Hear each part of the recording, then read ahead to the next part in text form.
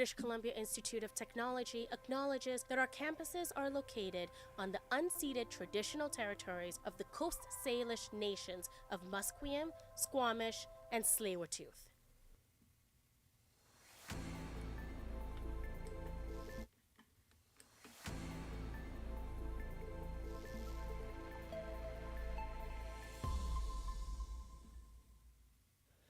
Good morning, my name is Jonah Jung, and these are your news headlines for 3:30.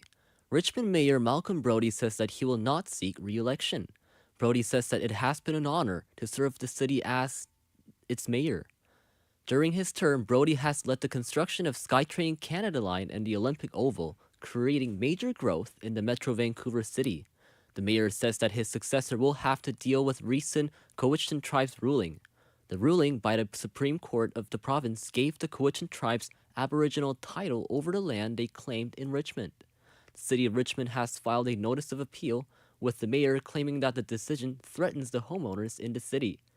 Brodie has said in his letter that until his current term ends in November 2026, he will stay in position. As the members of the British Columbia General Employees Union continue their job action, the mining sector is being slowed down. BCGU and the Professionals Employees Association say that staff in mineral mines and offices in Vancouver and Cranbrook will join the picket lines. Prime Minister Mark Carney emphasized the importance of natural resources projects expanding mining in northern BC yesterday. The president of BCGU, Paul Finch, says that such projects will not go forward without public service workers. Finch says that the union minimizing the effect on the public will not continue for so long, with 85,000 public service workers joining the job action. The union is demanding 8.5% wage increase over 2 years, with Finch saying that the union members make 2.7% less than the average. Robert Munch revealed that he has been approved for a medically assisted death, as reporter Leah Warren found out. This revelation has caused the fans to reflect on what the Canadian author meant for them.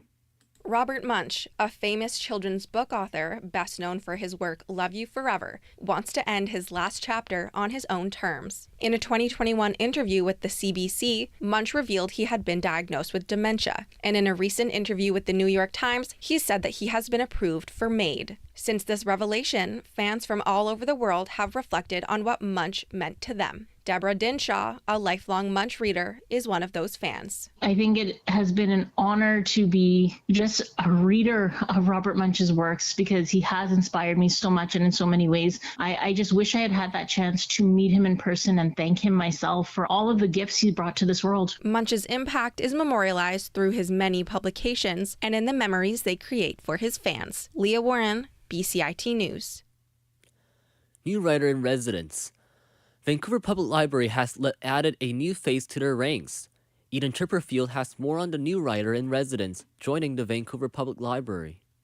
The VPL Writer in Residence program operates from September to December every year. Part of the Writer in Residence role includes leading workshops for aspiring writers at all levels. This year, writer and beadwork artist Selena Bowen has been appointed to the role. Bowen was the recipient of the Pat Lothar Memorial Award and the Indigenous Voices Award for her poetry. Beyond writing, Bowen's experience includes work as an adjunct instructor in creative writing at the University of British Columbia, as well as teaching the next generation in elementary school classrooms. Bowen's first workshop, The Nature of Personification, will occur September 17th at the Central Library branch. Eden Chipperfield, BCIT News.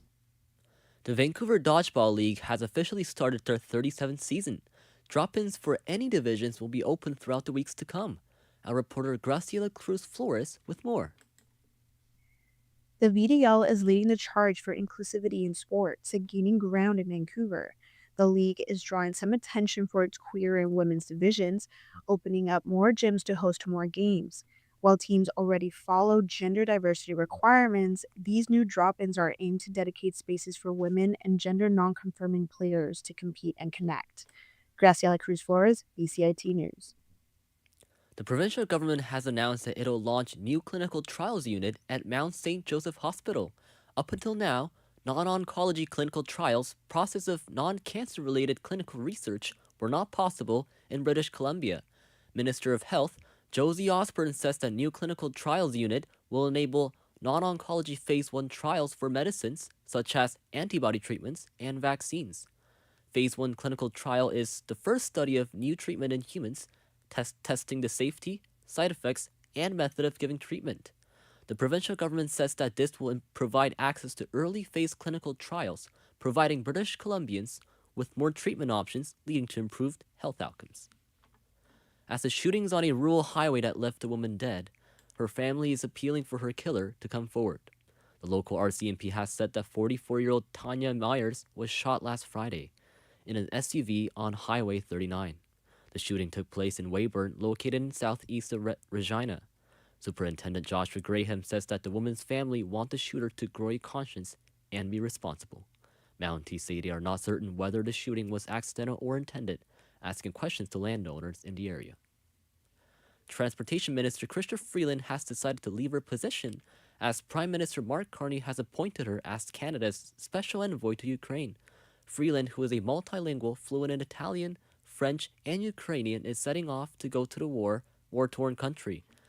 The Ukrainian Defense Minister has said in her letter sent earlier today that she will resign from the cabinet and will not run in the next election.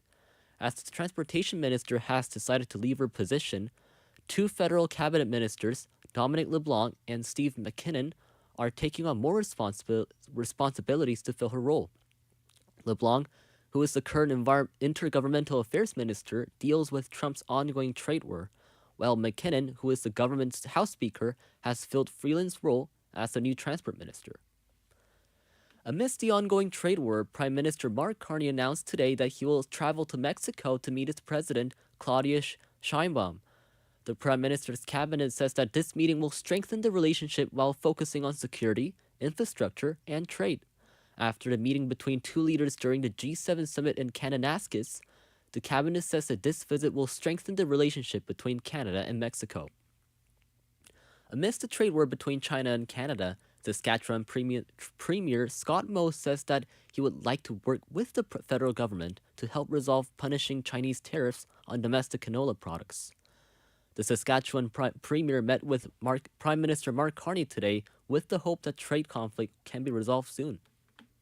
My hope is that there is going to be very much in the way of engagement by ministers with their Chinese counterparts in the next number of weeks and months so that we can have that dialogue and actually find a resolution so that market access is happening. China has imposed a 76% tariff on Canadian canola seed in response to Canada's 100% tariff on Chinese electric vehicles. After the Conservative public speaker Charlie Kirk was shot during his speech, the Utah prosecutors have charged Tyler Robinson, a 22-year-old Utah resident, for 7 counts, including aggravated assault and weapon and obstruction offenses. Utah County Attorney Jeff Gray says that Robinson thought there was too much evil in Kirk. Robinson's DNA was found on the trigger of the rifle that belonged to his grandfather, with note explaining his motive found under his keyboard. The roommate looked under the keyboard and found a note that stated, quote, "I had the opportunity to take out Charlie Kirk, and I'm going to take it." Gray says that the Kirk's death is an American tragedy. Robinson is facing the death penalty while also facing witness tampering and obstruction of justice charges. After the fallout between Tesla CEO Elon Musk and the Trump administration, the famous auto company is under investigation for faulty reasons. Lisa Dwyer from the Associated Press reports on what made Tesla be investigated. Federal auto safety regulators have opened an investigation into a possible defect in Tesla door handles that have reportedly left parents unable to reach into back seats to get their children out of the cars. The National Highway Traffic Safety Administration says its preliminary evaluation is for the 2021 Tesla Model Y. The agency says that the electronic door handles of the vehicle may become inoperative due to low battery voltage, leaving passengers trapped inside. The agency says it received 4 reports of parents breaking windows to remove a child. The investigation into Tesla's most popular model comes after numerous reported incidents of other problems with opening Tesla doors. I'm Lisa Dwyer. The former Canucks captain JT Miller has decided to go to the New York Rangers. Miller has rejoined the Rangers after the mid-season trade from the Vancouver Canucks. The general manager of the team, Chris Drury has said in a statement that JT has become a leader for the group. Drury congratulates the former Canucks achievement. Miller succeeds Jacob Trouba as a team captain with him being selected by the Rangers for the second time. The Vancouver Whitecaps will face off against Forge FC from Hamilton, Ontario. After winning their last game with a score of 7-0, the Whitecaps will face its opponent at the BC Place Stadium tonight. The Canadian bantamweight Melissa Cordon will make her debut on Ultimate Fighting Championship, the U.S. Mixed Martial Arts Organization. With a score of 6-0, Cordon has won her last 2 fights and 4 of her last 5 out of 6 wins by knockout and 1 by submission. Cordon will fight against the Brazilian fighter Tainara Lisboa. Lisboa, with a score of 7-3-0, is entering her next fight after a submission loss to her fellow Brazilian fighter Luana Santos in May. The Canadian fighter will square off with the Brazilian fighter on October 18th. With the temperature rising from this morning, Burnaby's weather will be sunny with 21 Celsius. With 76% humidity, residents can leave their jackets off and enjoy the warm sunlight until the rain season begins. These have been your news headlines for 3:30. My name is Jonah Jung for BCIT's The Crow.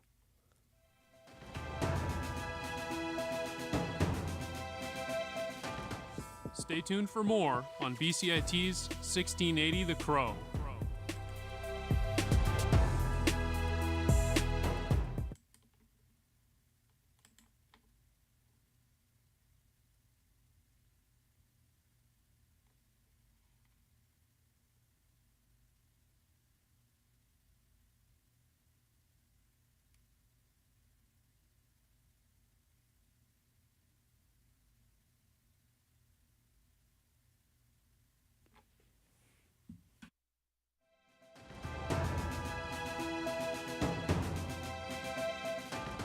Stay tuned for more on BCIT's 1680. I would recommend this program for anyone that isn't sure what kind of job they want in media, because you learn everything from like public relations to communications to video editing, like radio, TV. So you do get a lot of experience in all the different fields in media.